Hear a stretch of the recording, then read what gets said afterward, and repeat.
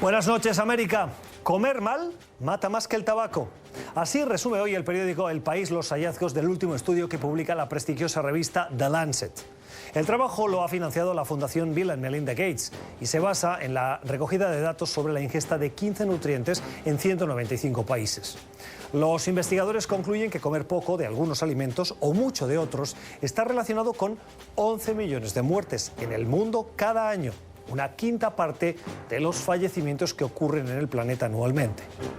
La cifra es superior a las defunciones atribuidas, por ejemplo, al tabaco, 7 millones según la OMS, el cáncer, 8 millones, los infartos, 5 millones o la obesidad, 3 millones. El trabajo explica que una mala alimentación provoca enfermedades cardiovasculares o cánceres como los de colon o diabetes. ¿Qué se entiende por una mala dieta? Cuando comemos poca fruta, vegetales, granos integrales, nueces o semillas y un exceso de sodio o sal. Y a diferencia de otros estudios similares, este revela algo que no conocíamos, que se tenía o se tiene menos incidencia en la muerte, en la ingesta de bebidas azucaradas, azúcares, grasas o carne roja. Dicho de otra manera, las muertes se asocian más con no comer suficientes alimentos saludables que con comer demasiados de los que siempre nos han dicho que son malos para la salud. La lista de países la encabeza con la mayor proporción de muertes relacionadas con una mala dieta Uzbekistán y Afganistán. Y la cierran, por tener la dieta más equilibrada, Israel, Francia y España. En el continente americano, Colombia está en la mejor posición dentro de los países listados, seguida de cerca por Chile, Ecuador, Cuba, Brasil, Uruguay o México, lo que deja en una buena posición, a mi juicio, la dieta de este lado del mundo. Ahora bien, esto no debe llevarnos a complacernos, sino a no bajar la guardia a favor de una dieta equilibrada. Más que esperar que otros nos digan qué comer, seamos nosotros los que tomemos la determinación de consumir equilibradamente. Son las 8 en Bogotá, Lima, Quito, las 9 en la costa este de Estados Unidos y las 10 en Buenos Aires y Santiago. Y esto es Poder Latino. Bienvenidos.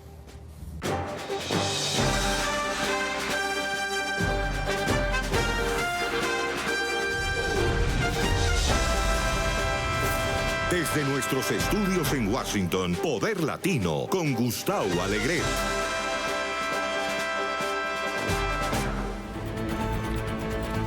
Tiempo para las noticias en nuestro Poder Latino de hoy, para escuchar la voz de los expertos, ponerles pies de página a las cuestiones de la actualidad y comprenderlas con un poquito más de profundidad.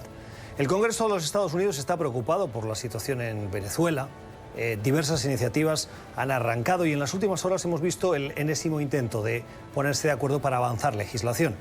De momento lo que es una propuesta bipartidista que lideran dos voces claramente posicionadas a favor de la democracia en Venezuela: Bob Menéndez, demócrata; Marco Rubio, republicano. En el Senado, particularmente en el Comité de Relaciones Exteriores, han liderado esta propuesta, una propuesta que pretende doblar la ayuda que Estados Unidos le daría a Venezuela en caso de producirse una salida de Nicolás Maduro. Hasta 400 millones de dólares, dice esta propuesta de ley, en caso de pasar por el proceso legal o legislativo en las cámaras y luego ser ratificado por el presidente. Hasta la fecha, Venezuela ha recibido 76 millones de dólares del gobierno, o sea, ha destinado esta cantidad para hacer frente a la crisis humanitaria en sus diversas formas. De 76 pasaríamos a 400 millones, 200 para la crisis humanitaria interna dentro del país, una cifra considerable, y otros 200 para el resto de países de América Latina que están haciendo frente a la llegada de migrantes venezolanos que salen por esa crisis humanitaria.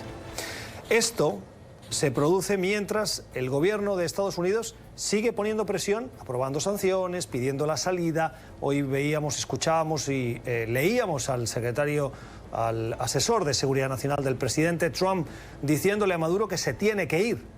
Pero esa petición de la administración para que Maduro se vaya nos llamaba la atención, que también siempre viene acompañada de ese rintintín de que todas las opciones están sobre la mesa. Un editorial del New York Times, es ese, dice hoy que a medida que se profundiza la crisis se van haciendo menos las opciones posibles. Y en resumen, lo que dice el artículo es que a Trump no le queda otra, porque no es una opción la opción militar, no le queda otra que esperar, porque tarde o temprano se va a producir esa salida. Pero no es la opción militar la que tiene que estar sobre la mesa, dice el editorial. La Constitución venezolana tiene un artículo que en los últimos días ha sido muy recurrente, muy utilizado. Habla sobre las funciones de la Asamblea Nacional, la que preside el que también es considerado presidente encargado de Venezuela, Juan Guaidó. Ese artículo, el 187, inciso 11, reza de manera muy breve así. Artículo 187, Constitución de la República Bolivariana de Venezuela. Corresponde a la Asamblea Nacional autorizar el empleo de misiones militares venezolanas en el exterior o extranjeras en el país. El redactado de la Constitución venezolana que, como veían, tiene que pasar por la autorización de la Asamblea Nacional, ese visto bueno para que misiones militares de países extranjeros entren en Venezuela.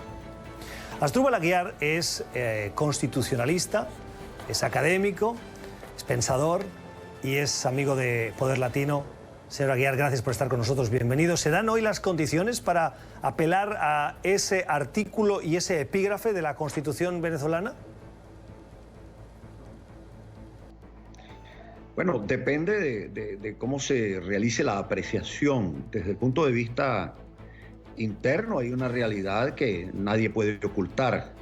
Venezuela es un territorio totalmente intervenido desde el punto de vista militar por fuerzas extranjeras.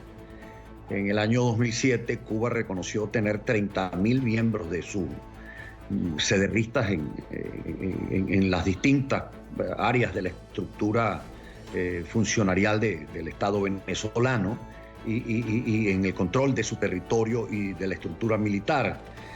Adicionalmente a esto, hay presencia militar rusa y china, dos países con los cuales Venezuela mantiene operaciones de negociado de armamentos realmente importantes que se han venido implementando en el curso de los últimos años.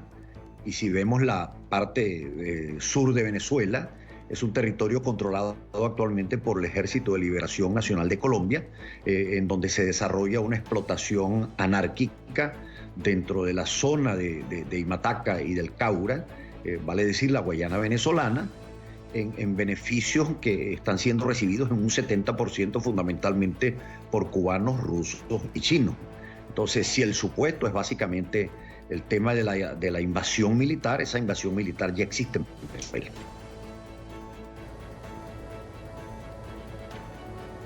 El Congreso de los Estados Unidos, decíamos ahora, se ha puesto de acuerdo, republicanos y demócratas, para aprobar esa propuesta legislativa que llevaba el nombre de Ayuda de Emergencia de Venezuela, Asistencia a la Democracia y al Desarrollo, que implica ese 200 millones de dólares en caso de la salida de Nicolás Maduro. ¿Estaría amparado este tipo de legislación en ese artículo y en ese epígrafe? Bueno, obviamente que el artículo 187 undécimo que aparece en la Constitución de 1999 y que es una repetición o réplica de la misma norma contenida en la Constitución Democrática de 1961, hace directa alusión a lo que se conocen como las misiones de paz que se llevan a cabo, sean las venezolanas en el extranjero, sean las extranjeras en territorio venezolano.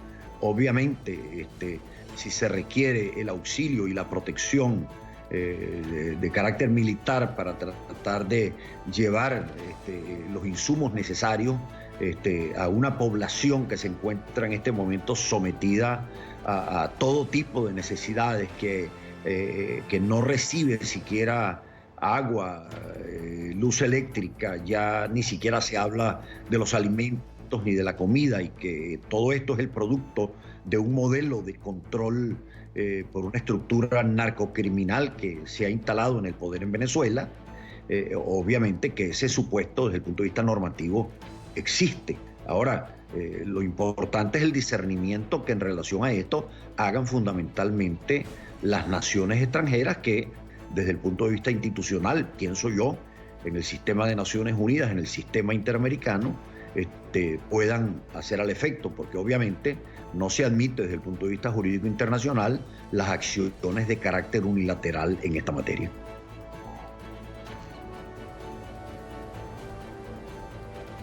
Es Asdrúbal Aguiar, es constitucionalista y es académico.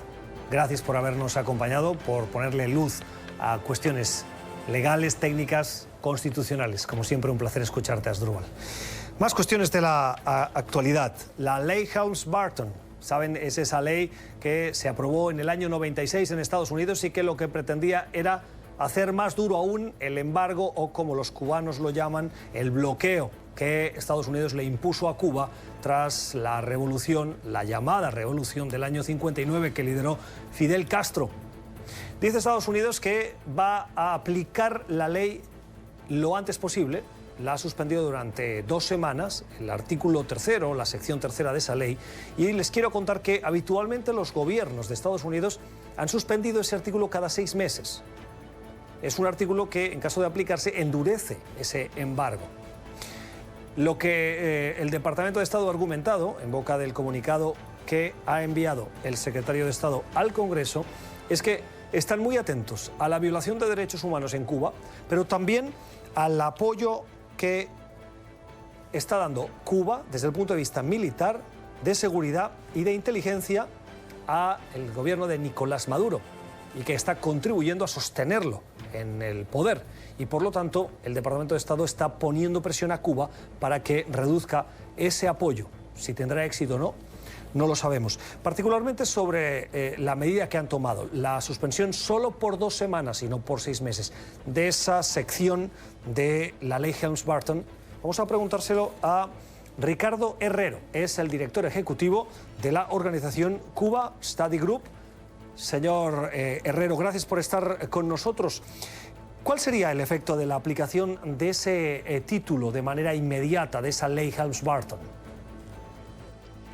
El título 3 de Helms-Burton crea un derecho para cualquier americano que perdió propiedad por manos del gobierno cubano durante la Revolución Cubana, que pueda demandar a cualquier empresa al nivel internacional que hoy en día esté operando sus negocios desde esa propiedad.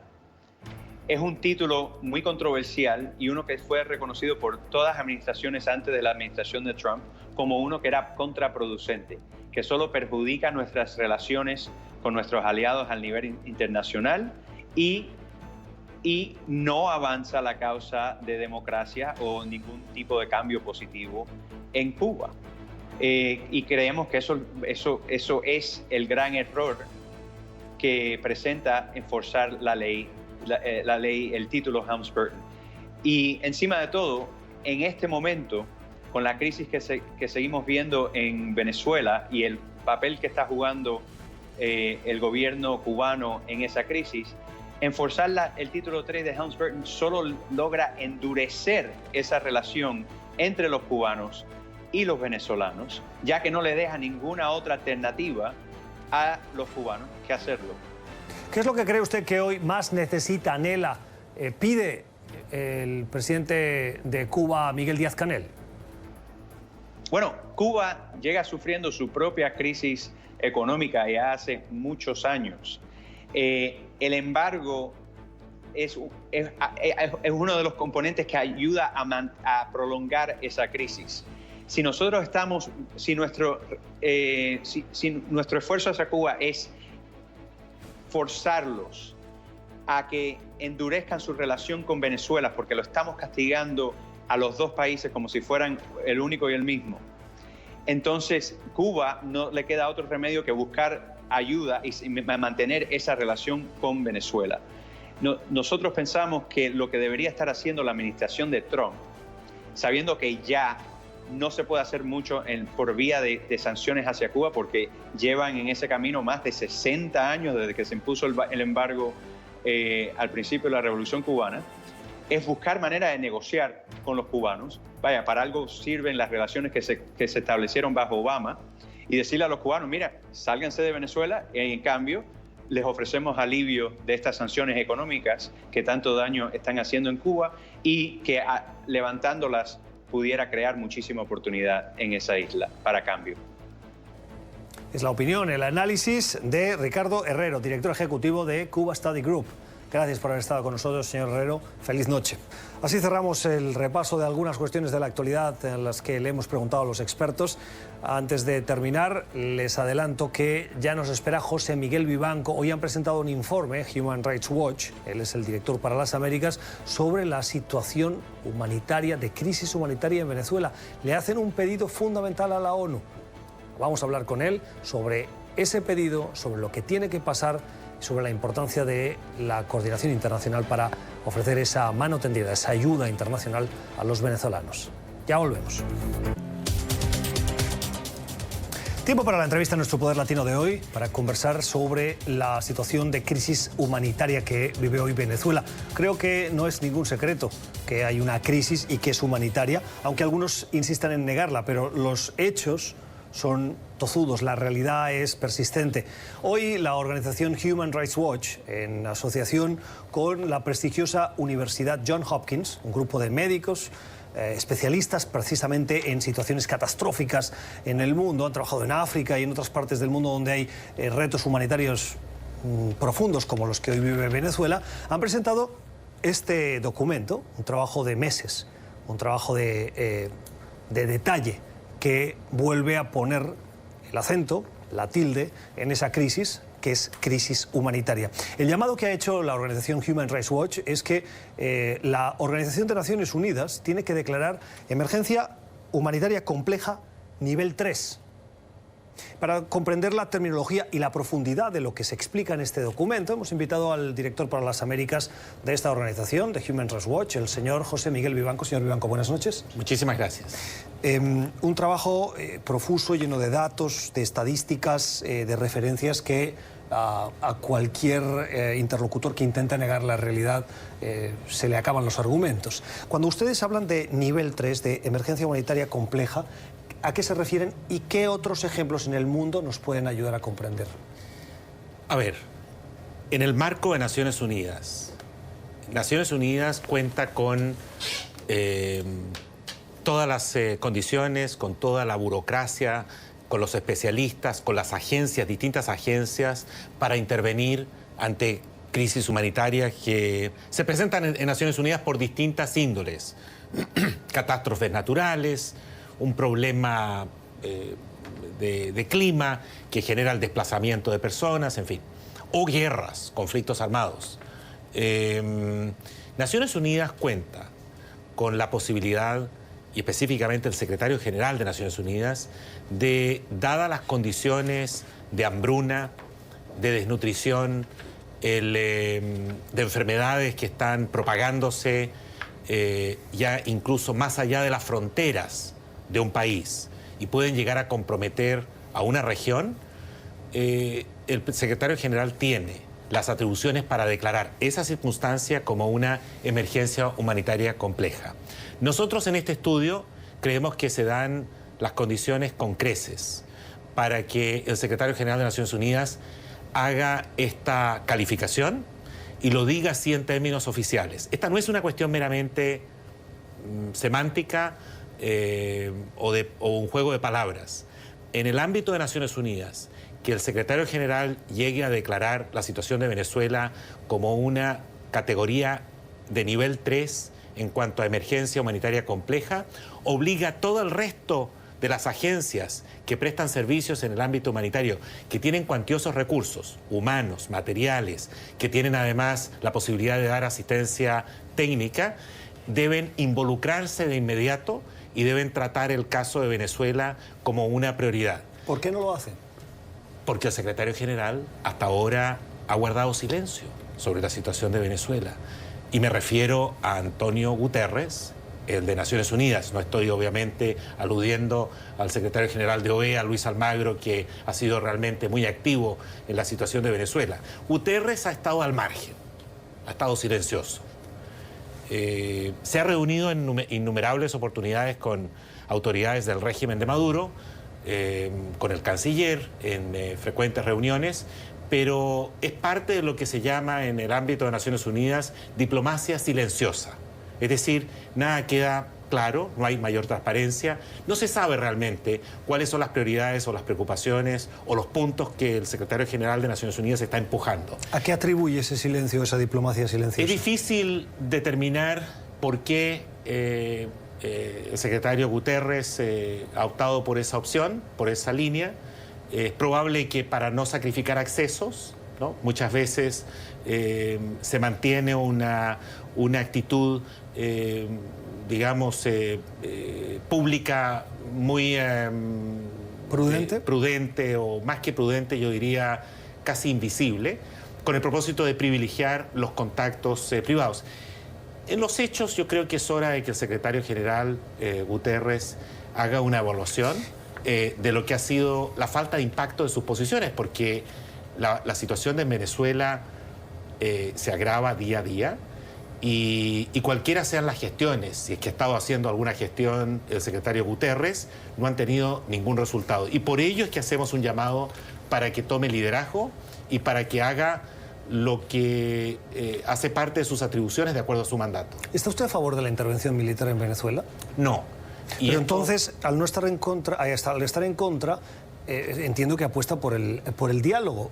¿O qué otra opción habría? No, nosotros estamos acá abordando lo que es una catástrofe humanitaria que tiene incidencia en índices de mortalidad infantil, por ejemplo. Toda América Latina mejora los índices, en la práctica se reducen los porcentajes de mortalidad infantil, salvo en Venezuela. O sea, hay una tendencia muy fuerte a reducir la mortalidad materna, salvo en Venezuela.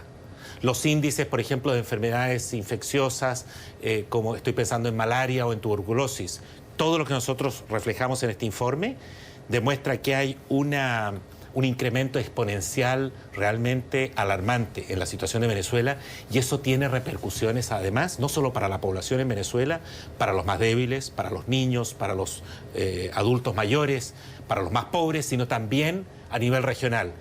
Todo eso demuestra que hay que asistir, hay que atender la crisis, la emergencia humanitaria por la que atraviesa Venezuela, y hasta donde sabemos, Maduro ha rechazado la ayuda proporcionada por algunos países. El 23 de febrero, con violencia, se negó a permitir el ingreso de esa ayuda.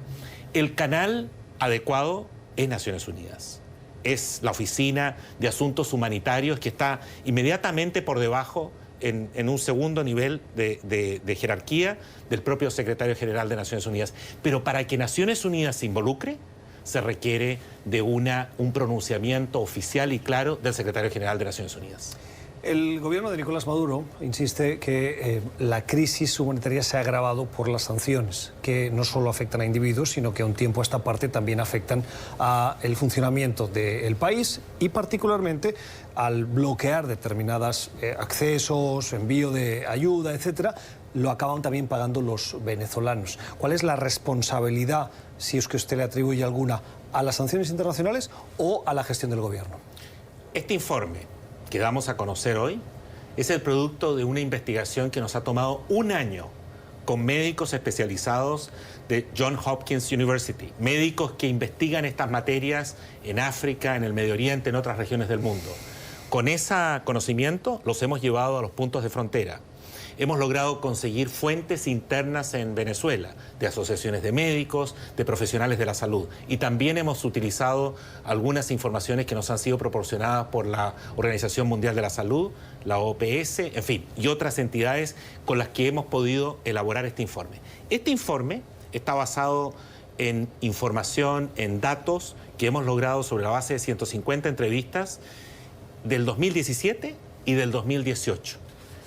Y creemos que las condiciones a partir de fines del 2018 se han seguido agravando porque el régimen de Maduro no admite que esté enfrentando una emergencia humanitaria de este calibre.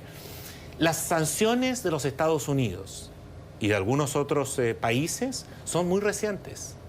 Esta situación refleja el estado de Venezuela del 2016, 2017 y 2018. De tal modo que si alguien llega a argumentar que esta crisis, esta emergencia humanitaria es producto o es el resultado de las sanciones recién se imponen por parte de la administración Trump en enero de este año y empiezan a tomar algún mayor efecto dentro de unos 90 días a partir de la fecha. De tal modo que ese argumento no tiene mayor valor. ¿Cree usted que esas sanciones pueden contribuir a acentuar la crisis a partir de esos 90 días? Es posible. Es posible que las condiciones aún se agraven aún más a raíz de las sanciones que se puedan tomar en torno, por ejemplo, a la comercialización del petróleo, que le hagan difícil al régimen de Maduro la compra de medicamentos o medicinas. Eso es posible y es una pregunta empírica que habría que resolverla en los hechos, teniendo acceso a información.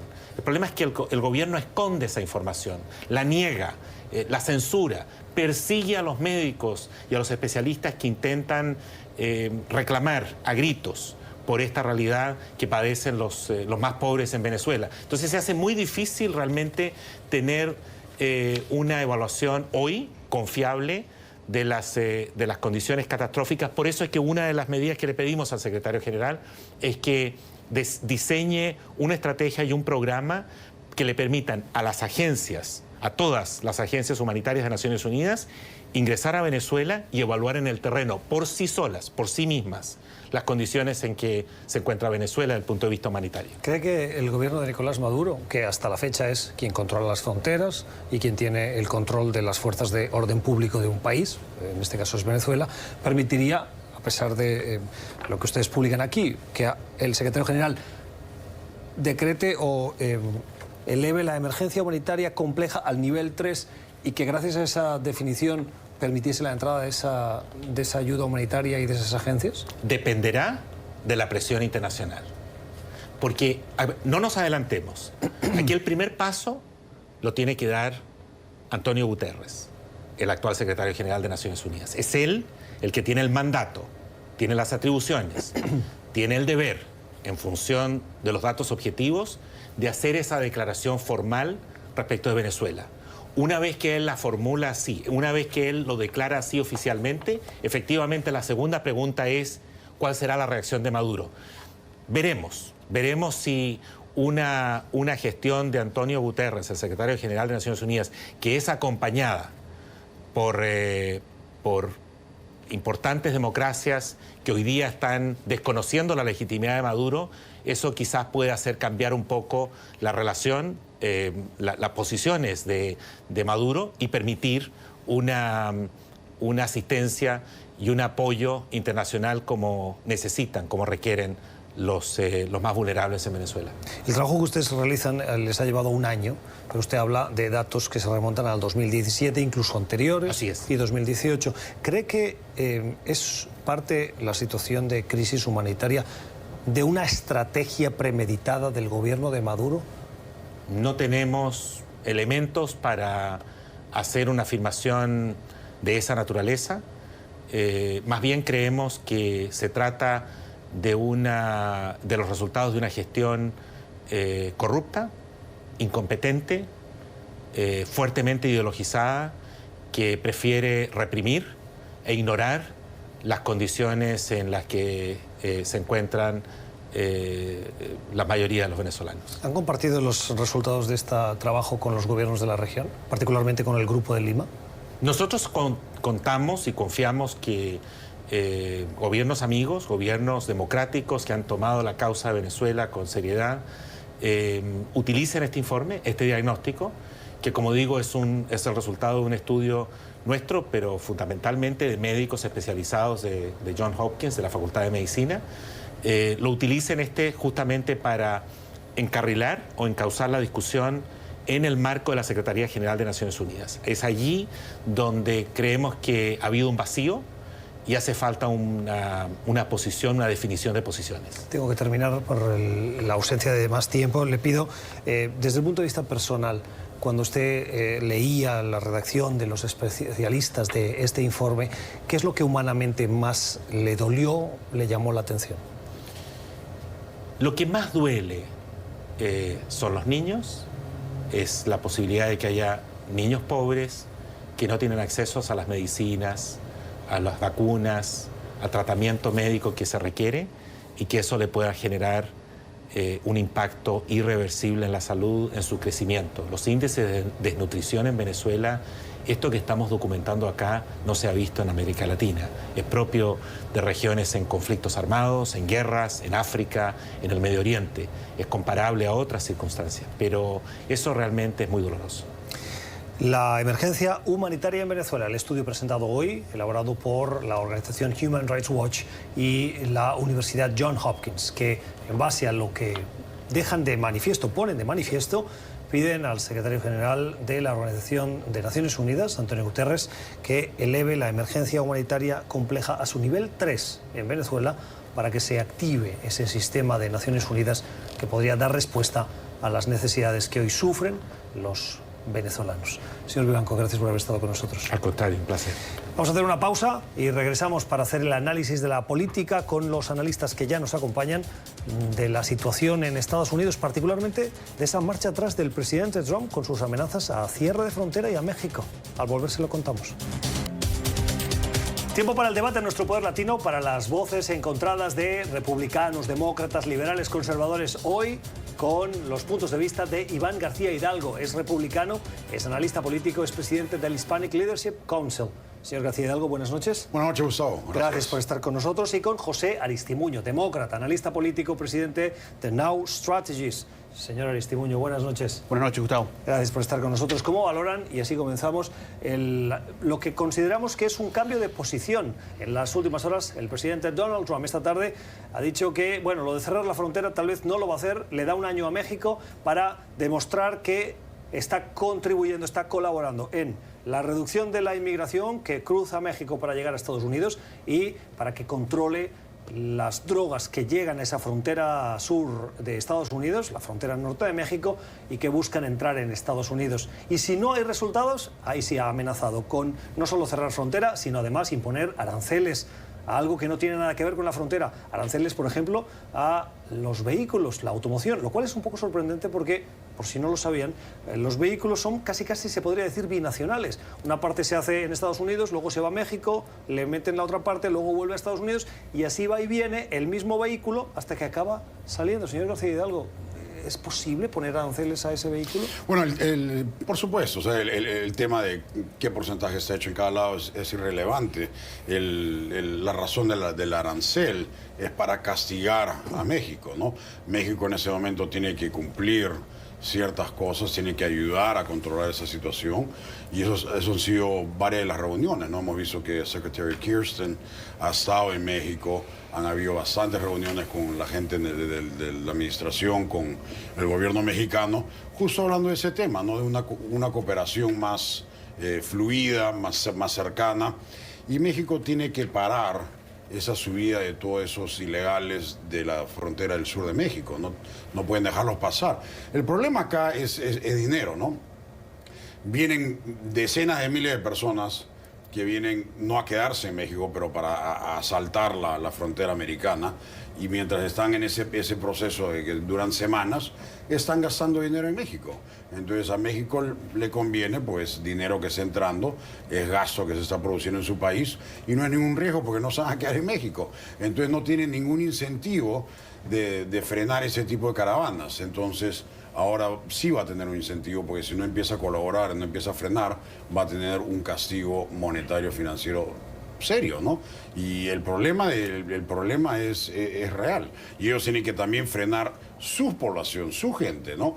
Porque en ese momento no hacen nada, un poco más y los llevan a la misma frontera. Creo que Iván quiere tratar de poner el problema todo en México. Vamos a hablar de lo que está pasando actualmente. El presidente Trump amenaza y al final siempre se echa para atrás. Lo ha hecho prácticamente en toda su presidencia, jugando con el muro. Ahora dice que primero que quería cerrar el muro, ahora no quiere cerrar el muro, porque vamos a estar claros, las consecuencias económicas en ambos países, si se cierra la frontera, sería muy grave, muy grave. Iván, tú bien lo sabes, que nunca el presidente Trump realmente iba a hacer eso. Era una retórica para jugar con tu base, era una retórica para tratar de agarrar a los republicanos más extremos y decir, ok, el presidente Trump está aquí para defendernos, está aquí para cerrar la frontera. Sabemos que la mayoría de las personas que vienen a este país no son criminales, no son terroristas. Deben haber algunos, porque los conozco, conocemos a muchos. Oye, entonces voy a hacer de que la administración te llame porque nadie los conoce. Que me llamen. Decenas de miles de personas y no saben quiénes son. Que me llamen. Me puedo sentar en la mesa, en la mesa con el presidente Trump y el presidente Pence. Y vamos tú le vas a hacer una lista de todas las personas. Yo no salgo de la Casa Blanca hasta tú no sabes quién es nadie en ese problema. Ese es el problema. No saben quiénes son. No saben quiénes son. Lo único que pasa acá, están jugando, no saben nada. No saben nada. Por supuesto. ¿Cómo vas a decir que tú sabes quiénes son esa gente? Esa gente ni siquiera sabe quiénes son. Ellos mismos no saben quiénes son. Por supuesto. Tú te levantas toda la mañana y no sabes quién es. No es cierto. No sabemos, no te voy a dejar no sabemos su nombre, no sabemos su fecha de nacimiento, no sabemos su nivel de educación, no te voy a dejar, si tienen enfermedades, si tienen no puedes definir quién es. Vamos a ver. No se sabe nada de acuerdo, de esa gente. Está claro. Ese es el problema. Está claro. Ustedes los conocen, ustedes no los conocen. Eso lo tenemos claro. Intentemos no hablar los dos a la vez porque la audiencia se enloquece y probablemente decidan irse a otro canal. Y lo importante es que tengan comentarios que los enriquezcan. Acá el problema principal, y lo hemos conversado anteriormente, son las remesas. ¿No? Las remesas. Ese es el número uno factor, ¿no?, de divisas para casi todos estos países. ¿No? Para México, 25.000 millones de dólares, para todos los demás también montos grandes para esos países. Entonces ellos no tienen ningún incentivo en que su gente se quede en su país, al contrario, si pueden los mandan en bote, en avión, en camión, como sea, porque apenas llegan a Estados Unidos empiezan a mandar dinero para allá, lo cual se benefician económicamente. Entonces, tiene que haber algún tipo de responsabilidad de parte de esos países. En el caso de México, específicamente lo que decía acá nuestro amigo José, de que el presidente Trump amenaza y no hace nada. Por favor. Vemos todas las cosas que ha hecho. Al contrario, vemos el presidente Obama, que fue una broma mundial catastrófica con todo lo que pasó en el Medio Oriente. A cambio vemos las amenazas de Trump, que sí, mira cómo está Corea ahora, mira cómo está NATO, está nomás. Vemos los TLCs con Corea del Sur, con Japón, y ahora ya se ha hecho uno con México y Canadá. Entonces, la forma de negociar del presidente Trump está funcionando, está trayendo resultados, y México ha cambiado su tono y está viniendo a la mesa a decir de que van a tomar mayores precauciones, mayor responsabilidad y van a jugar un rol más importante en detener las caravanas. Con todo respeto, todo lo que está diciendo es francamente falso. El presidente Trump no sabe, pero déjame terminar. El presidente Trump no sabe negociar. Dijo que México iba a pagar por la pared, totalmente falso. La primera mentira. Una primera mentira dijo que iba a solucionar eso, que iba a solucionar el problema migratorio, no lo ha podido solucionar. Teníamos DACA, quitó DACA. Teníamos TPS, trata de quitar TPS. Está tratando, francamente, de continuar dividiendo el país. No trae soluciones. Trata de quitarle a más de 20 millones de personas un cuidado de salud asequible y no tiene solución. Francamente, no tiene solución. Quita cosas, pero no tiene solución para reemplazar. Y por eso te digo, no lo van a reelegir en el 2020. Tiene muchos problemas ahorita en todas las cosas de las investigaciones de Robert Mueller. Sabemos que no se comprobó que no hay una obstrucción de justicia. Y el Congreso va a terminar la investigación. Oiga, precisamente el tema que está apuntando nuestro invitado de hoy es el segundo que quería proponerles, y es las revelaciones que diversos medios de comunicación en Estados Unidos hacen sobre el tono, la profundidad del informe de Robert Mueller. Saben que se presentó hace un par de semanas, el fiscal general lo recibió, lo leyó y durante el fin de semana elaboró un resumen de 4 páginas en el que sabemos que decía que no hubo connivencia entre la campaña del entonces candidato y presidente y el Kremlin, y sobre la obstrucción a la justicia decía no hay pruebas suficientes, no lo exoneró pero tampoco lo acusó. Eso es lo que sabemos que dijo William Barr. Lo que ahora revelan estos medios en Estados Unidos es que diversas fuentes conocedoras de ese informe, del contenido de las 300 páginas, dicen que el resumen que hizo Barr no era tan beneficioso para el presidente Trump. Más bien al contrario, la profundidad de las acusaciones lo dejaba peor parado de lo que dice Barr. Te explico por qué. Primero que nada, Este reporte, esta investigación duró más de 2 años. Estamos hablando de más de 300 páginas de reporte. Que venga William Barr y después de 48 horas que sale el reporte para el Departamento de Justicia, él haga un resumen en 4 páginas, es un poco extraño. ¿Qué está tratando él de esconder? La mayoría, todos los congresistas en la Cámara de Representantes votaron a favor de poner este reporte público. Mitch McConnell en el Senado bloqueó ese mismo proyecto de ley. ¿Por qué? Porque están escondiendo algo, no se atreven a que el pueblo americano vea el reporte. Vamos a ser claros, hay partes de ese reporte que no pueden ser enseñadas para la protección de personas que participaron, del jurado que participaron en esta investigación. El pueblo americano quiere ver este reporte. Todos los congresistas en la Cámara de Representantes, incluyendo republicanos, quieren ver el reporte. ¿Qué tienen los republicanos? ¿Qué tiene Donald Trump de esconder? Si no ha hecho nada, veamos el reporte. El presidente Donald Trump, al respecto de las publicaciones de estos artículos en el Washington Post y el New York Times, hoy decía esto en su cuenta de Twitter. El New York Times no tenía fuentes legítimas que serían totalmente ilegales en relación con el informe Mueller. De hecho, probablemente no tenían ninguna fuente. Son un periódico de noticias falsas que ya se han visto obligados a disculparse por su información incorrecta y muy mala sobre mí. El mensaje de Trump diciendo que no tienen nada. Bueno, para responderle acá a nuestro amigo José, que está muy entusiasmado, el Attorney General Barr ha dicho públicamente de que va a release el documento. En ningún momento ha dicho que no lo va a soltar. Pero entonces todos estos gritos y que se exasperan y se vuelven locos es parte de un show. Es parte de una demencia que han agarrado cuando perdieron en el 2016. Ganamos en el 2018, Iván. Ganamos en el 2018. Cuando perdieron en el 2016, deje que termine. Perdieron. Y se veía un montón de gente que salía a la calle y gritaba al cielo y se volvían locos.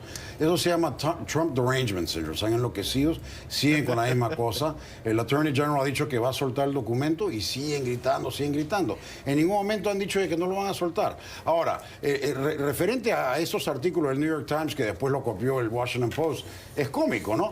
Porque dicen de que tienen una fuente anónima, que ha hablado con una fuente anónima, que dice de que el reporte no es beneficioso para Trump.